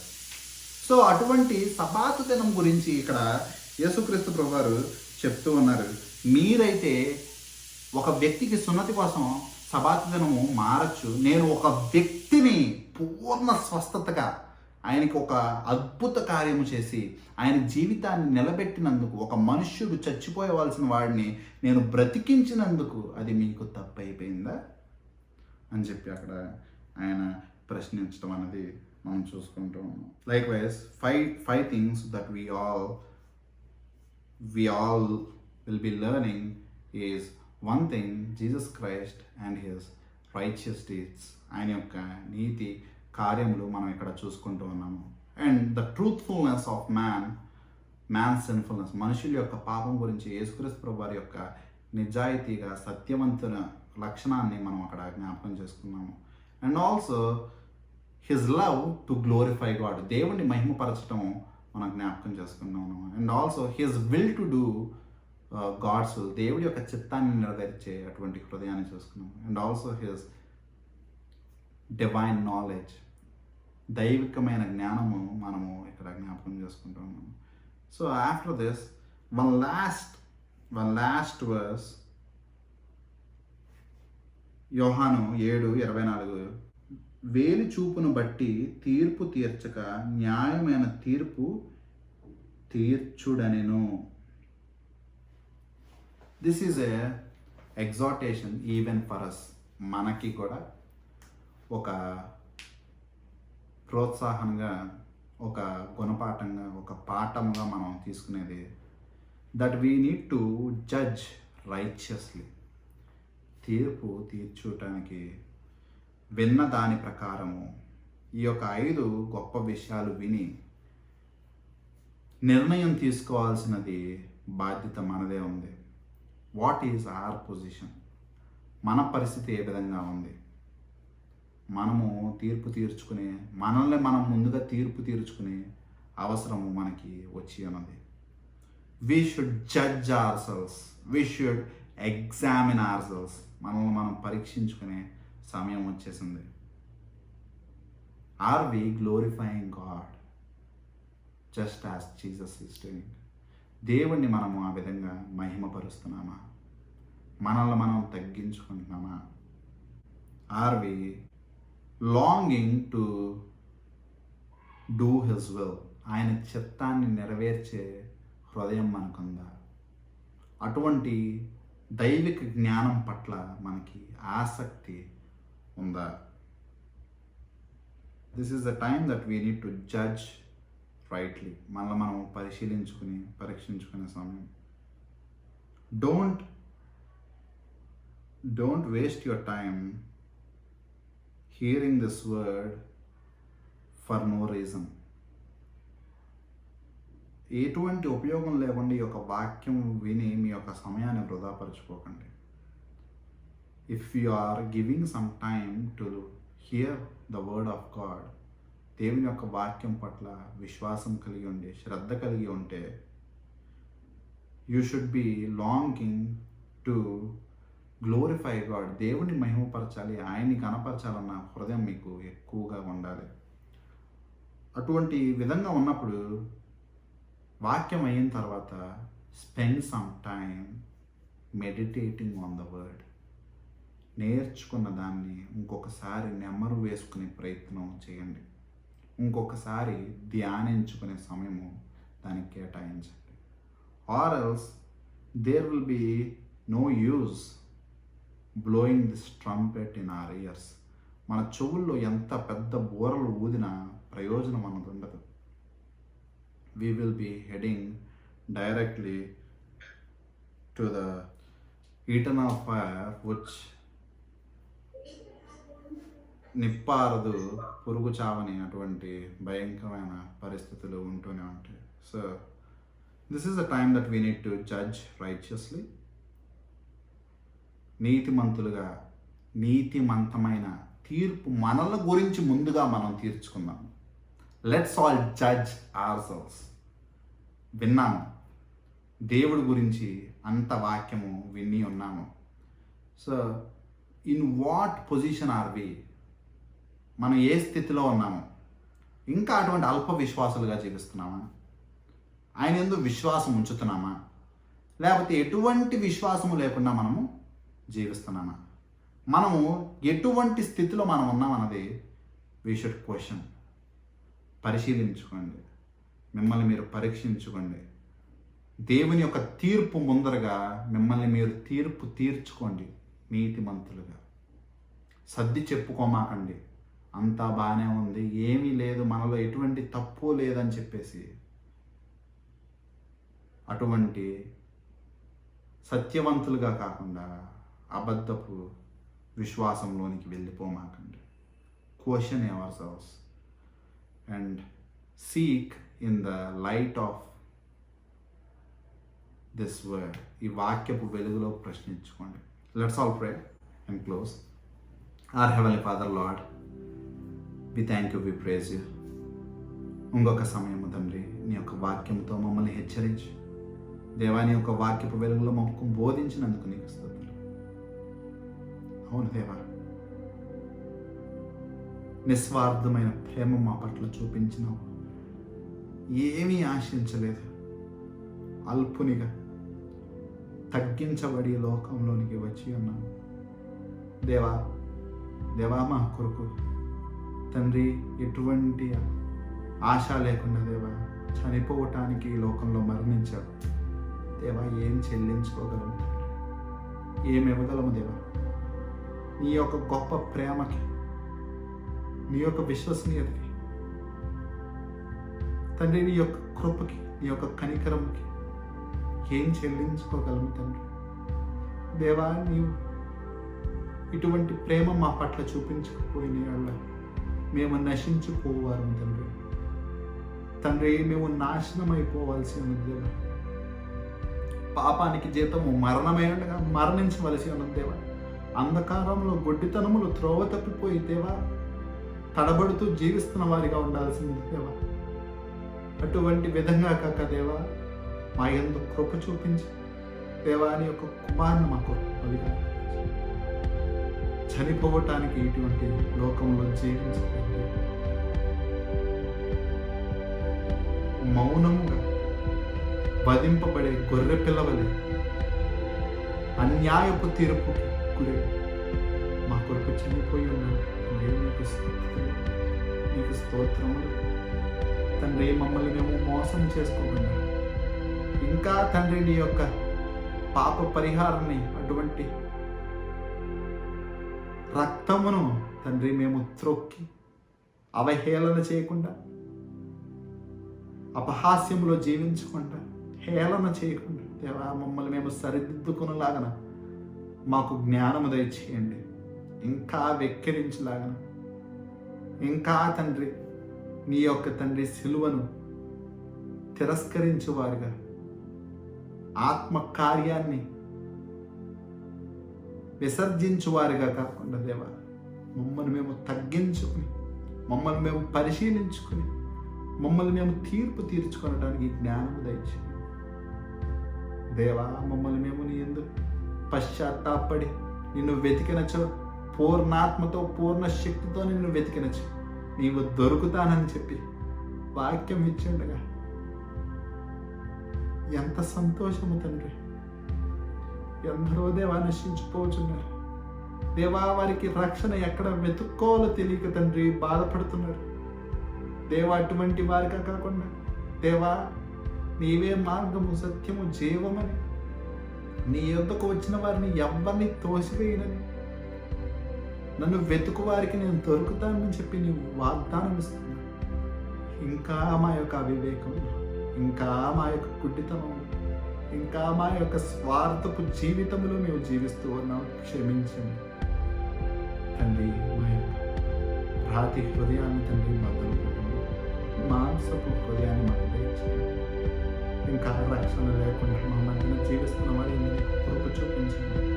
రక్షింపబడిన వారి తండ్రి నీవు చూపించిన కృపకే నీకు స్తుతులు దేవా. నిర్లక్ష్యముగా తండ్రి వారి యొక్క సమయాన్ని వృధాపరచండి దేవా. ఈ లోకంలో వెలుగుగా, ఉప్పుగా జీవించడానికి వారికి అవకాశాన్ని దయచేయండి. ఇంకొకరిని నీ యొక్క సన్నిధికి నడిపించడానికి, వారు నీ నుండి ఉచితంగా పొందుకున్నది ఇంకొకరికి ఉచితంగా అందించడానికి సహాయం చేయండి. ఈ సమయంలో ఈ లోకంలో దేవా ఆ యొక్క నాశన పాత్రలు, అబద్ధపు బోధకులు తండ్రి నీ యొక్క సంఘమును చల్లాచెదురు చేస్తుండే దేవా. నీ యొక్క నిజమైన వాక్యానికి తండ్రి నీ బిడ్డల్ని ఆకర్షించము దేవా. దాన్ని తండ్రి విసర్జించకుండా నీవే కృప చూపించు దేవా. చనిపోయే సమయంలో ఎంతటి ప్రేమ దేవా అనేది తండ్రి. వారు ఏం చేయించున్నారో వారు ఎరుగరు కనుక వారిని క్షమించమన్న ప్రార్థన దేవా మాకు రాదు తండ్రి. ఈ పోలికలో జీవించడం మాకు రాదు, సహాయం చేయండి. అటువంటి గొప్ప ప్రేమ మేము పొందుకొని ఒకరినొకరు అటు విధంగా పురికొల్పుకునే సమయం. తండ్రి, నీ యొక్క సన్నిధి కొరకు, నీ యొక్క రాజ్య వ్యాప్తి కొరకు మేము ప్రయాసపడలాగా భారము కలిగి ఉండటానికి కృప చూపించండి. గడపబో సమయము, గడపబో వారము తండ్రి నీ యొక్క దివ్యమైన హస్తముల చేతులను సమర్పించుకుని దేవ, ఈ యొక్క కరోనా వైరస్ నశించిపో. ఎన్నో కుటుంబాలు ఉండగా దేవా, వారి ఎందు మేము లేకుండా మేము ఎంత అవిధేయతలో ఉన్నా, ఎంత అవిశ్వాసంలో ఉన్నా, నీవు మాత్రం నీ యొక్క విశ్వసనీయతను మా పట్ల చూపిస్తున్నాము. నీకేమీ చెల్లించుకోలేదు. నిస్సహాయం, దౌర్భాగ్యం మమ్మల్ని క్షమించలేదు. దేవా, నీ యొక్క సన్నిధిని మాకు మెండుగా దయచేసి, దేవా నీ యొక్క కాపుదలను మాకు దయచేసి, తండ్రి నిన్ను మహిమపరచలాగా, నీ చిత్తాన్ని నెరవేర్చలాగా గడపబో వారమంతా తండ్రి నీ యొక్క సన్నిధిని మాకు దయచేసి నడిపించమని యేసే వారి దివ్యమైన నామంలో ప్రార్థిస్తూ పెట్టుకుంటున్నాం తండ్రి. ఆమేన్.